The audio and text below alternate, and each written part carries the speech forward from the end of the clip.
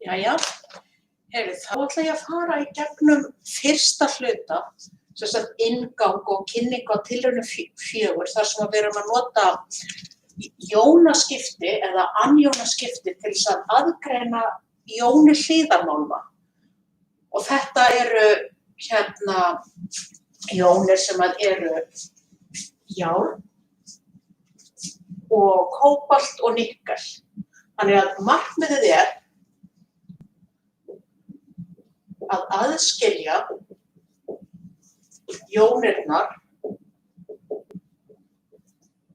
og þetta þá járn 3+, kóbalt 2+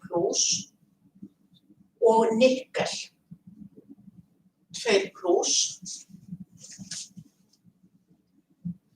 Og þetta er gjarnan kallað sem sagt jónísk súla.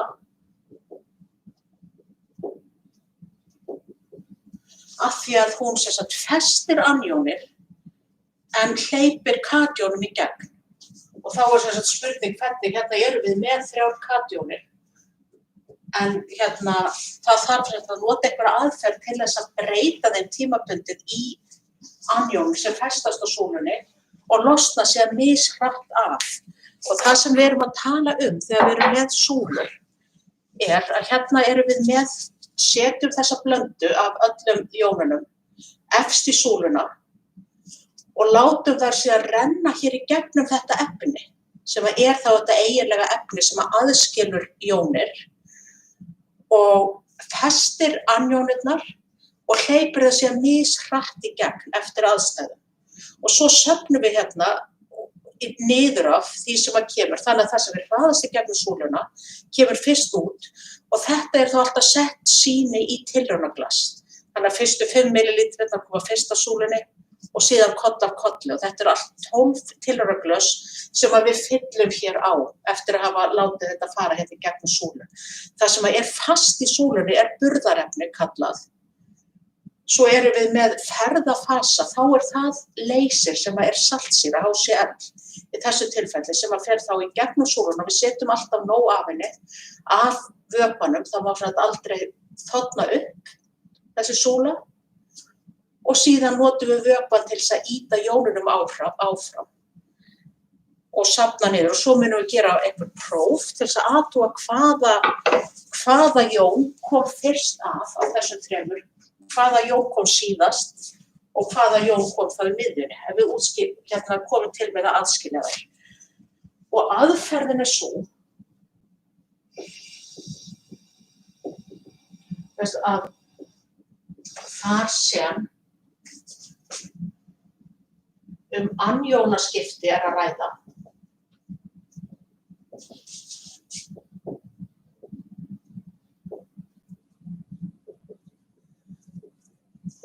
þá festast anjónir, sem sagt mínusjónir, á súlunni en katjónir, plusjónir, renna sem sagt óhindrar í gegn.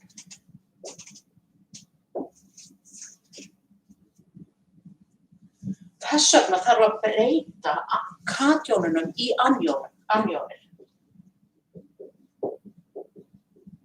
Katjónum er breytt í anjónir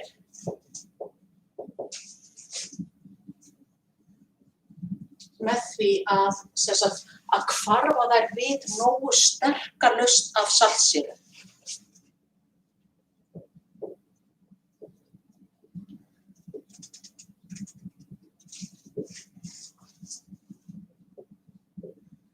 Ramma, HCl lausn. Og það sem gerist þá er að við erum með járn 3+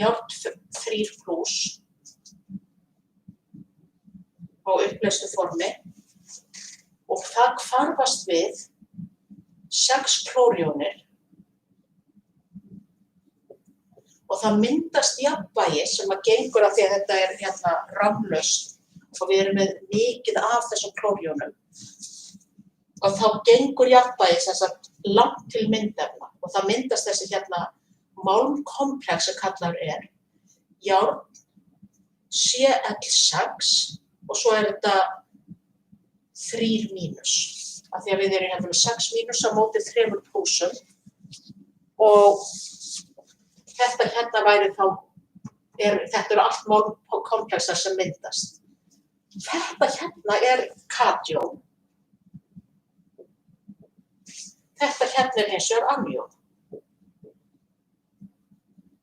sem festist á súlu.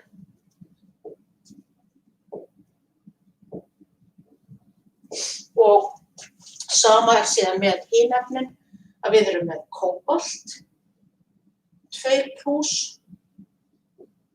sem að hvarfast við 4 klór eða 4 klórjónir og við fáum sem sagt aftur þetta hérna jafnvægi og ég skrifa hérna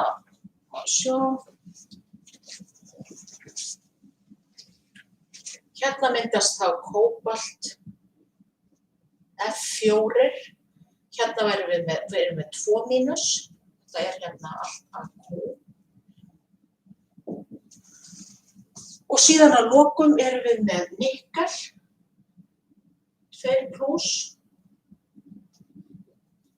sem hvarfast líka við 4 klórjónir.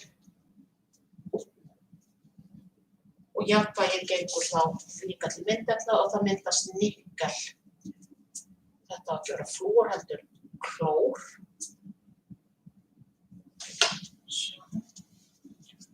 Cl4 og nikkel Cl4, 2-.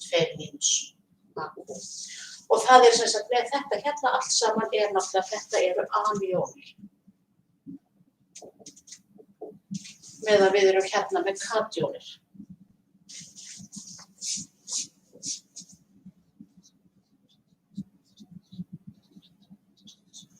Svo anjónirnar og þetta hérna það sem gert til þess að festa þá þessar hérna jónir á súlunni. En þær eru hins vegar hérna, þær festast hérna fast. Og þetta hérna undir því komið að við séum með háan styrk af klóri. Hár styrkur. Það sem sagt í rauninni rekur þá jafnvægið til myndefna. Það sem við gerum síðan að við minnkum smátt og smátt styrkinn af klór eða saltsýru sem að fer í gegnum hérna súluna og við það brotnar þessi komplex niður. Þannig að ef að við erum komið nægilega lítið af klór hérna, þá gengur efnahvarfið tilbaka í áttina að katjónunum upphaflegu. Af því það einfaldlega ekki nógu mikið klór í lausninni til þess að viðhalda þessu komplex. Þannig að með því að minnka styrk af HCl þá brotnar þessi komplex niður og gengur til hvarfefna. Og þá, þegar það gerist, þá kemur hérna katjónin aftur upp og hún fer í gegnum súluna. En þessir hérna málmkomplexar eru hérna missterkir. Þannig að við getum sagt að sá sterkasti, hann þolir best að það sé lækkað hérna styrkurinn á saltsýru eða Cl- styrkurinn. Þannig að við getum sagt hérna að styrkur, þegar styrkur HCl sem sagt minnkaður hérna brotna komplexarnir niður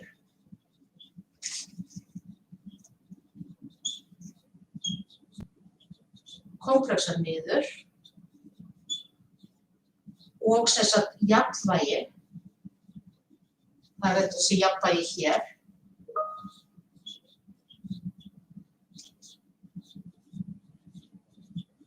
gengur til hvarfefna. Og þá sturtast þau niður af súlunni, þessar jónir. Þannig að hérna, þetta svona aðferðin sem við notum og þetta þetta þá fræðin á bakvið líka, hvernig við notum þessar súlur. En En ég ætla þá að fara líka í það hvernig þessi anjónaskiptir, hvernig hann virkar. Og þá málið það að ég ætla aðeins að teikna upp, en með það í huga þið getið alltaf sett mig bara á pásu ef þið þurfið sem sagt meiri tíma til að skrifa. Þá mér óhætt að taka út efri hlutan hér.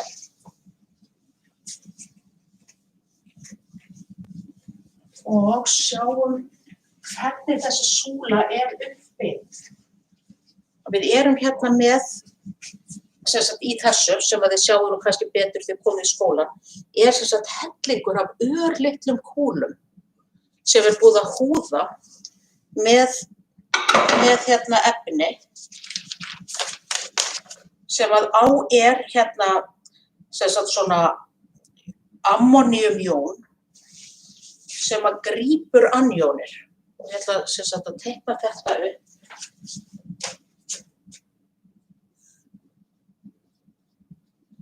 Anjónaskiptir. Ef við erum að skoða sem sagt smá hluta af þessari súlu sem að ég var með hér, þá erum við sem sagt með, það talað að pakka súlur, það sem sagt pökkunarefnið í þeim. Þetta eru einhverjar svona plastkúlur, eða plastefni, sem að sem sagt, ég ætla að taka eina kúlu og stækka hana upp.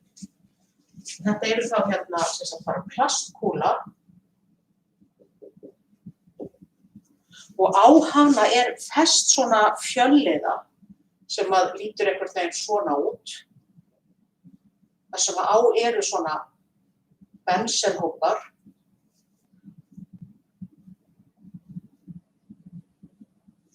Og á þessu bensenhóp eru síðan N CH3 plúshópur. Þetta sem sagt þetta plúshópur og síðan erum við með einhverjar anjón sem að kemur þá inn í súluna. Þegar við segjum við setjum Cl- inn og kemur Cl- sjónin og festist hér við þetta plúslaðna ammoníumhóp sem að gera það verkum að efnið í rauninni að grípa mínusjónina til sín og festa hana á súlunni. Þannig að fáið þá, ef við höldum okkur við þetta, að þá það sem gerist það ef við erum bara með þennan hóp.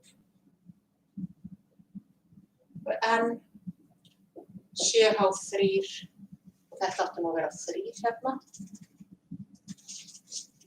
og svo erum við með Cl, að þá erum við með þetta við hafa þetta rautt á litinn. Svona. Það sem gerir síðan að til dæmis þessi mínuslaðna eind kemur, þessi málmkomplex, hann kemur núna og á súluna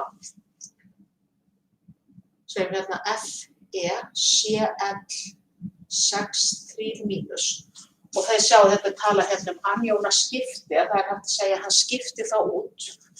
Það sem gerist það að þessi jón, hún rekur í rauninni burtu klórin hér. Þannig að það sem við fáum að lokum,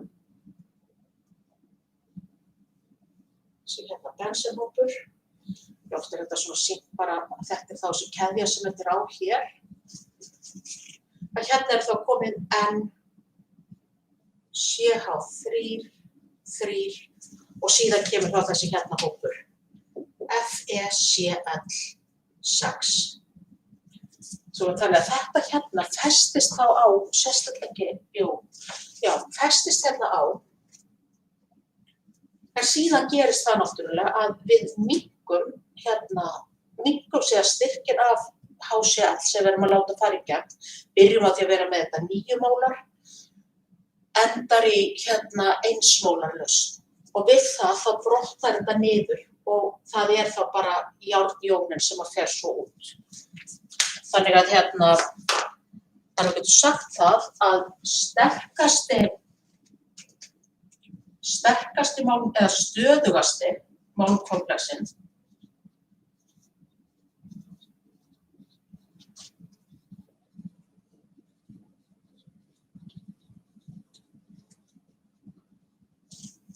Það þarf í rauninni hann þolir mesta styrklækkun af HCl.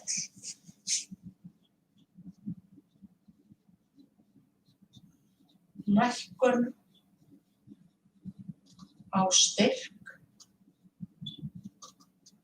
HCl og lækkun á styrk HCl er rauninni bara sama og lækkun á styrk Cl. Eða Cl mínus. Þetta ætla ég að gera svona strik hérna. Svona. Þannig að það sem næsta sem við gerum að fara að útbúa súluna og ég verð með sérvídeó með það þegar ég geri tilraunina sjálfa. En það sem við gerum þá þegar við söfnum þessum sýnum, þá gerir þið stærðar töflu í vinnubókin ykkar, þar sem við ætlum að í fyrsta lagi að skoða hvernig er það sem kemur niður af súlunni á litin. Við erum með súlu, við setjum lausn í hana sem að þið sjáum betur á eftir, sem er blanda af öllum þessum jónum, að þetta er eitthvað svona dökkgræn lausn, en hún er hins vegar blanda af járnklóriði, kóparklóriði og nikkelklóriði sem að eru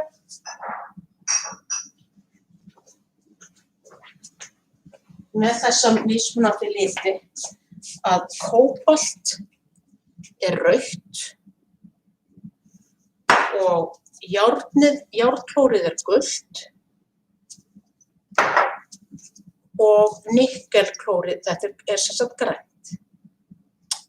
Og þegar þetta blandast saman þá erum við með dökka lit, en við eigum að sjá það sem að kemur fyrst í glösin, að við eigum að sjá einhverja liti á því sem við söfnum í tilraunarglösin, sem eru 12 talsins. En já, ég ætla þá að láta þetta duga innganginn og svo þegar ég byrja með framkvæmdina, þá ger ég hana bara sér og síðan tökum við þá próf og úrvinnslu sér líka. Þetta dugar þá í bili. Takk fyrir.